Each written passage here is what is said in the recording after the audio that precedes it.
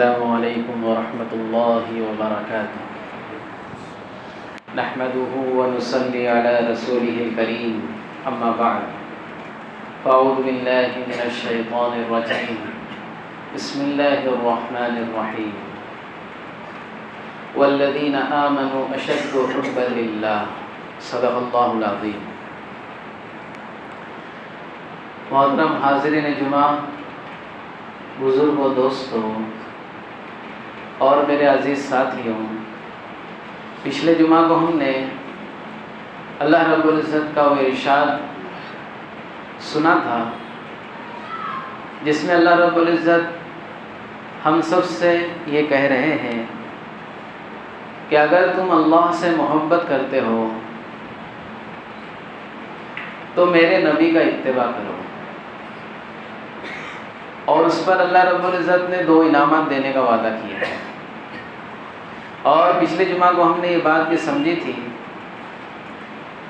کہ محبت کئی چیزوں سے مل کر بنتی ہے۔ ہم جذبات کو محبت سمجھتے ہیں، بلکہ جذبات تو محبت کا ایک ادنا سا حصہ ہے۔ محبت میں جذبات بھی ہونے چاہیے، لیکن صرف جذبات کا نام محبت نہیں ہے۔ پھر کس کا نام ہے محبت؟ محبت نام ہے اتباع کا۔ آدمی جس سے محبت کرتا ہے اس کی مانتا ہے، اور اسی کو اللہ رب العزت قرآن مجید میں فرما رہے ہیں کہ اگر تم اللہ سے محبت کرتے ہو تو میری نبی کی اتباع کرو۔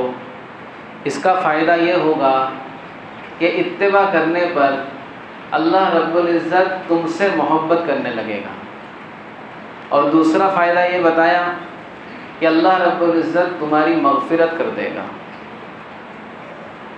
اب یہاں پر دوستوں ہم کو یہ سمجھنا ہے کہ اگر ہم نے اللہ کے نبی صلی اللہ علیہ وسلم کی اتباع کی تو اتباع کس کو کہتے ہیں وہ سمجھنا ہے۔ ہم سوچتے ہیں کہ صرف کلمہ شہادت پڑھنے سے اتباع ہو جاتی ہے، تو یہ ہماری غلط فہمی ہے۔ ایک ہے نبی کا ماننا، نبی کو ماننا، اور ایک ہے نبی کی ماننا، دونوں میں فرق ہے۔ اسلام نام ہے نبی کو ماننے کا، بغیر نبی کو مانے کوئی مسلمان نہیں ہو سکتا۔ میں گواہی دیتا ہوں کہ اللہ کے سوا کوئی معبود نہیں، اور محمد صلی اللہ علیہ وسلم اللہ کے رسول ہے۔ یہ ہے نبی کو ماننا، یہ ہے اسلام۔ اور نبی کی ماننا یہ ہے ایمان، اور یہ ہے اتباع۔ ہم اپنی ذاتوں پر غور کریں، اپنے اعمال کا جائزہ لیں تو معلوم ہوگا کہ ہم سب نبی کو مانتے ہیں۔ ہم یہ مانتے ہیں کہ اللہ رب العزت نے ہماری طرف جیسے پچھلے قوموں کی طرف انبیاء کرام کو بھیجا تھا، اسی طرح محمد صلی اللہ علیہ وسلم کو ہماری طرف بھیجا ہے۔ آخرت کا پیغام لے کر، کامیابی کا پیغام لے کر، اللہ کی توحید لے کر اپنے نبی کو ہماری طرف بھیجا، یہ ہم مانتے ہیں۔ لیکن صرف اس ماننے سے مسئلے کا حل نہیں نکلے گا۔ اس کا ماننا تو ضروری ہے، اس کے بغیر بھی مسئلے کا حل نہیں نکلے گا، لیکن صرف اسی کے ماننے سے مسئلے کا حل نہیں نکلے گا، بلکہ نبی کی اتباع یعنی نبی کی ماننا یہ سب سے بڑا مسئلہ ہے۔ تو یہ بات ہمارے ذہن میں آ گئی کہ نبی کو بھی ماننا ہے اور نبی کی بھی ماننا ہے۔ نبی کی ماننا یہ کب آسان ہوگا؟ جب ہم اللہ رب العزت کے ارشادات کی اہمیت اپنے دلوں میں محسوس کریں گے۔ دیکھو، اللہ رب العزت نے جو محبت کا وعدہ کیا ہے، تو اس محبت کا فائدہ کیا ہوگا؟ نبی کی اتباع کرنے پر، نبی کی ماننے پر اللہ رب العزت میرے اور آپ سے محبت کرنے لگیں گے۔ اس کا فائدہ کیا ہوگا اس کو سمجھے تو انشاءاللہ ہمارے لیے اللہ کے نبی کی ماننا آسان ہو جائے گا۔ بخاری شریف کی روایت ہے، اللہ رب العزت جب کسی بندے سے محبت کرتے ہیں، اور ہم سمجھ چکے ہیں محبت کب کرتے اللہ؟ جب ہم نبی کی اتباع کرتے ہیں تو اللہ محبت کرتے ہیں۔ تو اللہ رب العزت جب محبت کرتے ہیں کسی بندے سے، ضروری نہیں ہے کہ بیان میں نے کیا آپ سب جو ہے ایک ساتھ اتباع کرنے والے بن جائیں۔ اللہ سب سے پہلے مجھے عمل کی توفیق دیں اور ہم میں سے ہر ایک کو دیں اتباع کرنے کی توفیق۔ تو اللہ رب العزت جب کسی بندے سے محبت کرتے ہیں تو جبرائیل علیہ السلام کو بلاتے ہیں، اور جبرائیل علیہ السلام سے اللہ رب العزت یہ فرماتے ہیں کہ میں فلاں شخص سے محبت کرتا ہوں، اس کا نام لے کے فرماتے ہیں، میں فلاں شخص سے محبت کرتا ہوں، اس لیے جبرائیل تم بھی اس شخص سے محبت کرو۔ یہ اللہ رب العزت حضرت جبرائیل کو حکم دیتے ہیں۔ حضرت جبرائیل اللہ کے حکم کو سنتے ہیں اور اس بندے سے محبت کرنے لگتے ہیں، اور فوراً آسمانی دنیا پر آتے ہیں اور تمام فرشتوں میں یہ اعلان کرتے ہیں کہ اے فرشتوں، اے آسمان میں رہنے والوں، اللہ رب العزت اور جبرائیل فلاں بندے سے محبت کرتا ہے، تم بھی اس سے محبت کرو۔ بخاری کی روایت ہے، اللہ کے نبی نے فرمایا جب جبرائیل علیہ السلام یہ اعلان کرتے ہیں آسمانوں میں تو پورے آسمان میں چرچا ہو جاتا ہے اس شخص کا نام لے کر کہ اللہ، جبرائیل، یہ تمام کے تمام فرشتے اس فلاں بندے سے محبت کرتے ہیں، تو تمام آسمانی دنیا والے اس سے محبت کرنے لگتے ہیں۔ دوستو، بڑی اہمیت کی حدیث ہے، بڑی غور و فکر کرنے والی حدیث ہے۔ اس حدیث کے اوپر ہم نے غور کر لیا، یہ سمجھ میں آ گئی تو ہمارا بیڑا پار ہو جائے۔ اب وہ آسمانوں تک اس کی محبت محدود نہیں ہوتی، آسمان کے فرشتے پورے عالم میں جا کر چرندے، پرندے، درندے تمام لوگوں میں اعلان کرتے ہیں کہ اللہ، جبرائیل، فرشتے، پورے آسمان کے لوگ فلاں بندے سے محبت کرتے ہیں، تو اے زمین والو تم بھی محبت کرو۔ انسان اور جنات کے علاوہ اس اعلان کو تمام جاندار سنتے ہیں، لیکن اس کے باوجود، انسان نہ سننے کے باوجود، اللہ رب العزت اس بندے کی محبت تمام انسانوں کے دل میں بھی ڈال دیتے ہیں۔ اب دوستو بتاؤ، ہم اپنی ذاتوں پر غور کریں، کیا ہمارے ساتھ مخلوقات کا ایسا معاملہ ہے؟ ہمیں ایسا لگتا ہے کہ ہم سے لوگ محبت کرتے ہیں، اس کی کیا وجہ ہے؟ کہ ہم نے اللہ کے نبی کی اتباع نہیں کی جیسی کرنی چاہیے۔ ورنہ دوستو، جو لوگ ہم کو آج مسلمان ہونے کی وجہ سے ختم کرنے کی کوشش کر رہے ہیں، وہ ختم کرنے کے بجائے دوستو ہم کو اپنے سروں پر بٹھا دیں۔ معلوم ہوا جو کچھ ہمارے ساتھ ہو رہا ہے وہ ہمارے کیے کا نتیجہ ہے، ہمارے اعمال کا نتیجہ ہے۔ اگر ہمارے اعمال اللہ کے نبی صلی اللہ علیہ وسلم کی اتباع والے ہو جائے تو اللہ رب العزت پوری دنیا میں ہماری محبت ڈال دیں گے۔ ایک صحابی ایک موقع پر، بڑی مشہور روایت ہے، ہم میں سے اکثر لوگوں نے وہ سنی ہوگی، ایک موقع پر اللہ کے راستے میں نکلے، راستہ بھٹک گئے، راستے میں شیر نظر آیا۔ یہ کوئی قصہ کہانی، کوئی افسانہ نہیں ہے، یہ حقیقت پر مبنی واقعہ ہے۔ حیات الصحابہ میں واقعہ ملے گا آپ کو، حدیث کی کئی کتابوں میں واقعہ ملے گا کہ شیر نظر آیا، تو بجائے اس کے کہ شیر سے ڈر کے بھاگ جائے، شیر کو کہا کہ میں راستہ بھٹک گیا ہوں، راستہ بتا۔ کیونکہ صحابہ کو یقین تھا کہ ہم اللہ کے نبی کی اتباع کر رہے ہیں، تو اللہ رب العزت نے پوری مخلوقات میں ہماری محبت ڈال دیا ہے، ڈالے گا نہیں، ڈال دیا ہے، یہ یقین تھا۔ تو شیر سے بھاگنے کے بجائے اس سے کہا کہ راستہ بتا۔ شیر پلٹا اور دم ہلایا، چلو بتاتا ہوں، سگنل دیا اس نے، اور ایک راستے پر لا کر ان صحابی کو چھوڑ دیا اور چلا گیا۔ ہم کو دوستوں یہ واقعات سمجھ میں نہیں آیا کہ یہ کیسے ہو سکتا ہے۔ تو یہ اسی طرح ہو سکتا ہے کہ یقین اللہ کی ذات پر، اللہ کے ارشادات پر، احادیث پر، قرآن مجید کی آیتوں پر صحابہ کرام کا بن چکا تھا۔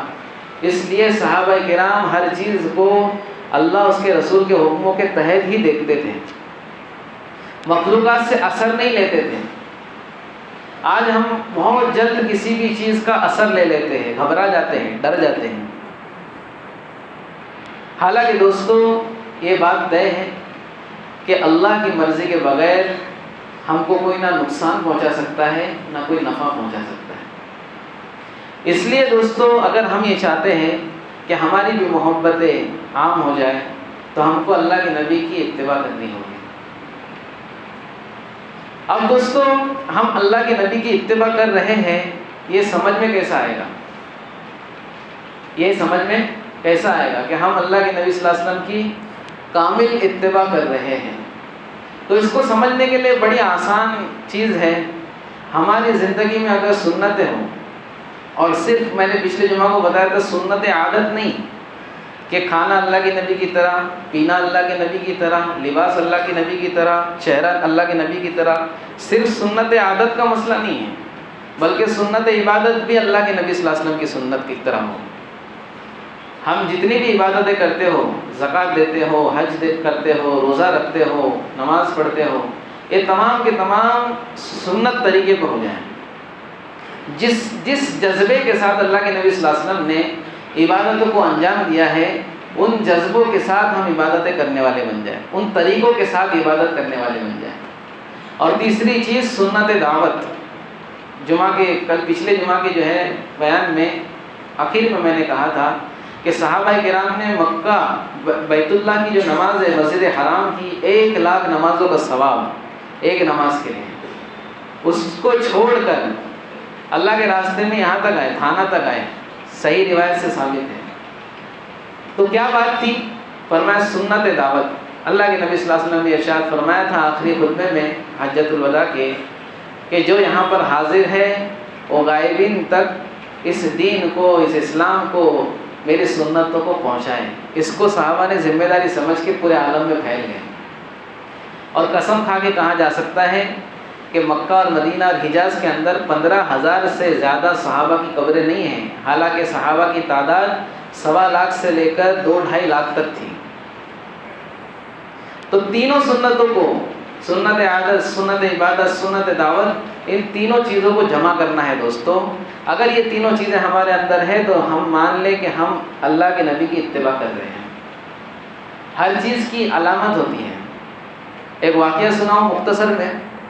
ایک بادشاہ نے ایک شخص کے بڑے چرچے سنے کہ بڑا صلاحیت مند ہے، بڑا ذہین ہے، بڑا ہوشیار ہے، ہر چیز کو الگ نظر سے دیکھتا ہے اور ہر چیز کا اس کے پاس جواب ہوتا ہے۔ تو اس کو طلب کیا بادشاہ نے، اور سب سے پہلے سوال اس سے یہ پوچھا، چند دنوں کے لیے اس نے اپنے گھوڑے کی ذمہ داری اس کو دی کہ اس کو تو سنبھالے گا اور گھوڑے کے بارے میں جانکاری دے گا، یہ گھوڑا کیسا ہے۔ تو اس نے جو ہے چند دنوں کے بعد بادشاہ سے کہا کہ بادشاہ یہ گھوڑا نسلی نہیں ہے۔ تو اس کو بادشاہ کو بڑا افسوس ہوا کہ میں اتنے دن سے جس گھوڑے کو نسلی سمجھ رہا تھا یہ کہتا نسلی نہیں ہے۔ تو اس نے اس جگہ کے بڑے بڑے جو گھوڑوں کو پالتے ہیں، گھوڑوں کی جانکاری رکھتے ہیں، ان لوگوں کو بلایا کہ بھائی یہ نسلی ہے یا نہیں ہے، دیکھتا تو نسلی ہے۔ تو ان میں سے اکثر لوگوں نے کہا نسلی ہے۔ ایک شخص نے کہا کہ شاید نسلی ہو بھی سکتا، نہیں بھی ہو سکتا۔ پھر اس کو پوچھا تو کیسے بتاتا ہے کہ نسلی نہیں ہے؟ تو اس نے کہا کہ گھوڑا جو ہے عام طور پر نسلی گھوڑا جب گھاس کھاتا ہے تو گھاس کو توڑتا ہے اور سر اٹھا کے پھر کھاتا ہے، اور یہ گھوڑا جو ہے گھاس کھا رہا ہے وہ سر اٹھا کے نہیں کھا رہا بلکہ سر جھکا کے کھا رہا ہے۔ تو جہاں سے گھوڑا لیا گیا تو اس کو پوچھا گیا یہ کیا بات ہے، ایسا کیوں کر رہا ہے؟ بولے جب یہ گھوڑا پیدا ہوا تو اس کی ماں مر گئی تھی تو اس نے گائے کا دودھ پیا ہے۔ کس کا دودھ پیا ہے؟ تو گائے کی طرح گھاس کھاتا ہے۔ پھر بادشاہ نے کہا کہ بہت اچھی بات بتائی تو نے، میرے بارے میں بتا۔ بادشاہ نے پہلے اس کو انعامات دیا، جب یہ مسئلہ سولو ہو گیا تو انعامات دیا اس کو بہت سارا اناج دیا، کپڑے دیے، بہت ساری چیزیں دی تاکہ وہ خوش ہو جائے۔ پھر بادشاہ نے کہا میرے بارے میں بتا میں کیسا ہوں؟ تو اس نے کہا پہلے جان کی امان دو کہ میری جان نہیں لو گے. بولے ٹھیک ہے، جان کی امان دیا. تو بادشاہ سے کہا کہ آپ نہ بادشاہ ہو اور نہ بادشاہ جیسی حرکت ہے آپ کی. تو بادشاہ کو غصہ تو بہت آیا، لیکن جان کی امان دیا تھا. فوراً جو ہے بادشاہ اپنی ماں کے پاس گیا اور وہاں سے پوچھا کہ یہ کہتا ہے کہ نہ میں بادشاہ ہوں نہ بادشاہ کی نسل سے ہوں، یہ کیا بات ہے؟ حالانکہ اس کی ماں اور اس کا باپ تو بادشاہ کے گھرانے سے. تو ماں نے کہا کہ ہم کو اولاد نہیں تھی تو ہم نے ایک چرواہے سے تجھ کو لیا تھا، گود لیا تھا، اور یہ بات کسی کو معلوم نہیں تھی. تو بادشاہ بڑا حیران ہوا اور اس کو پوچھا کہ تو نے یہ کیسے معلوم کیا کہ میں بادشاہ نہیں تھا، مطلب بادشاہ کی نسل سے نہیں ہوں؟ تو اس نے کہا جب بادشاہ خوش ہوتا ہے تو ہیرے جواہرات دیتا ہے. کیا دیتا ہے؟ ہیرے جواہرات دیتا ہے. آپ نے جو ہے یہ مونگ مٹکی مسور اور یہ کاندھا بٹانا مجھ کو دیا ہے تو یہ بادشاہ کی شان نہیں ہو سکتی. اسی طرح دوستو ایمان والے کی یہ شان نہیں ہو سکتی کہ وہ سنت کے خلاف کوئی کام کرے. جیسے بادشاہ کی شان نہیں ہو سکتی مونگ مٹکی مسور، ویسے ایمان والے کی یہ شان نہیں ہو سکتی کہ وہ کوئی بھی کام اللہ کے نبی کے حکموں کے خلاف کریں. آج ہم دیکھیں دوستو ہمارے کام اللہ کے نبی کے مطابق ہو رہے ہیں یا خلاف ہو رہے ہیں. اس لیے بڑے افسوس کا مقام ہے دوستو، اللہ کے نبی صلی اللہ علیہ وسلم کے صحابہ سنتوں کو سنت سمجھ کے کرتے تھے، اور آج ہم سنتوں کو سنت سمجھ کے چھوڑتے ہیں. ہم بولتے سنت ہے نا، کیا مسئلہ ہے؟ صحابہ کہتے تھے سنت ہے اس کو کرو. اس کے لیے اللہ کے نبی نے فرمایا قیامت سے پہلے بڑے فتنے آئیں گے، قیامت سے پہلے بڑے حالات آئیں گے. ان حالات میں وہی شخص ٹکے گا جو دو چیزوں کو پکڑ کے رکھے گا، گمراہ نہیں ہوگا. ایک تو کتاب اللہ ہے، اللہ کا کلام ہے، اور دوسرے میری سنت ہے. اس لیے دوستو ہم اس کی فکر کریں، اللہ کے نبی سے سچی محبت کرے. جذبات کا نام محبت نہیں ہے، اتباع کا نام محبت ہے. اللہ سے محبت کرے، اپنی زندگی میں ان اعمال کو لائے جس سے دوستو اللہ راضی ہوتے ہیں. پھر اللہ رب العزت کا معاملہ پوری دنیا کے لیے، اللہ رب العزت پوری دنیا کو ہمارے لیے جو ہے نا ہم کو محبوب بنا دیں گے. آج دنیا ہماری محبوب بنی ہے، ہم چاہتے دنیا کو، دنیا ہم کو چاہنے لگ جائے گی انشاءاللہ. اللہ رب العزت ہم سب کو اس کہنے سننے پر عمل کی توفیق عطا فرمائے، اللہ کے نبی کی اتباع کرنے والا بنائے. اگر موبائل وغیرہ لائے ہیں تو اس کو آف کر دیں، ٹیک لگا کر نہ بیٹھیں. خطبہ روزانہ ہوگا سنیں تو اچھا ہے، اوپر والے بھی اس کی فکر کریں.